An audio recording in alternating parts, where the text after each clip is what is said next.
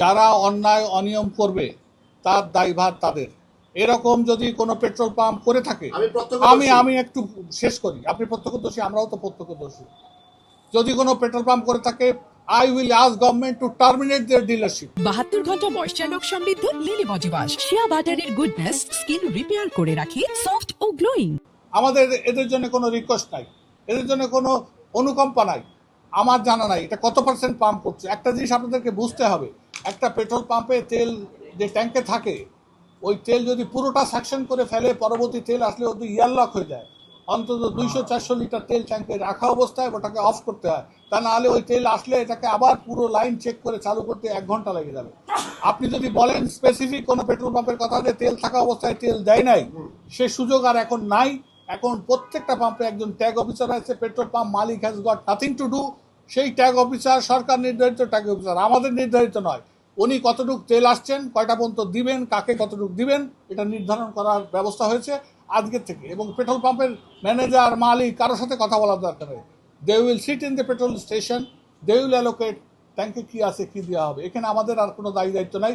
অতীতে যদি কোনো কিছু ঘটে থাকে, আমি আবার দায়িত্ব নিয়ে বলছি, if it is so, let the government terminate their dealership. We do not have any complaint. আমরা অবশ্যই সেই পেট্রোল পাম্পের মালিকের সংগঠন থেকে বহিষ্কার করব, সরকারকে টার্মিনেট করার জন্য সহযোগিতা করব, এর জন্য কোনো আন্দোলনও করব না। ক্রাইম করলে তার সাজা হবে, ফাইন করেছে, that is the right thing. হ্যাঁ, আমি তো বলছি না আমার 100 ভাগ লোক পরিশোধিত।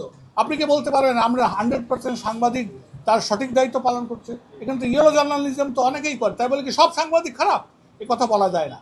আপনারা পার্টিকুলার 2, 5, 10, 1%, 2%, 3%, 4%, 5% করতে পারেন, and for that they are liable, not the whole community.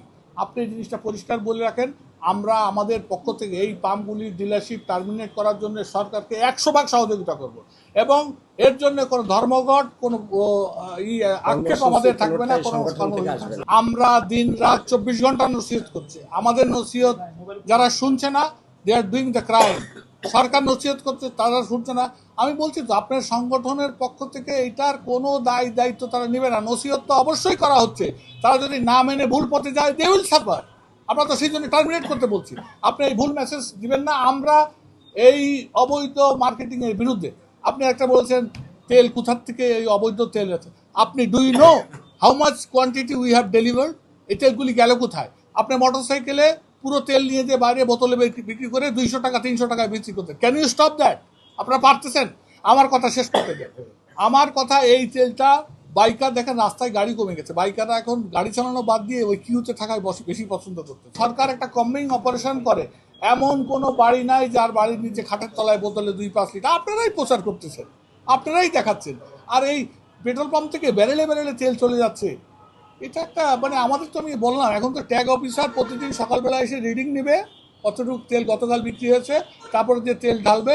ওই ট্যাগ অফিসার যদি সব তেল বেচে দেয়, আমার কিছু করার নেই। We do not have a responsibility. আমাদের এই দায়িত্ব আমাদের কাছ থেকে সরকার নিয়ে গেছে। ট্যাগ অফিসার স্লিপ দেবে, তারপরে তেল বিক্রি হবে। আর আপনারা আসলে উত্তেজিত হয়ে বলেন না, আমরাও তো মানুষ, আমাদেরও তো কিছু সোশ্যাল রেসপন্সিবিলিটি আছে, আমাদের কিছু ভিতরেও কিছু দুষ্ট এলিমেন্ট আছে, তো আমরা অস্বীকার করতে পারি না। সেই পার্সেন্টেজটা কত? আপনারা যদি ঢালাওভাবে বলেন পেট্রোল পাম্প থেকে দেদারসে ব্যারেলে তেল চলে যাচ্ছে, তাহলে না আমাদের জন্য কষ্টকর হয়ে যায়। আপনারা কি আগে এইভাবে হুমড়ি খেয়ে তেল নিয়েছেন? আমাদেরও তো ডেলিভারি করার একটা অপটিমাম ক্যাপাসিটি আছে। আমার জনবল তো রাতে দিনে 5 গুণ করা যাচ্ছে না ভাই।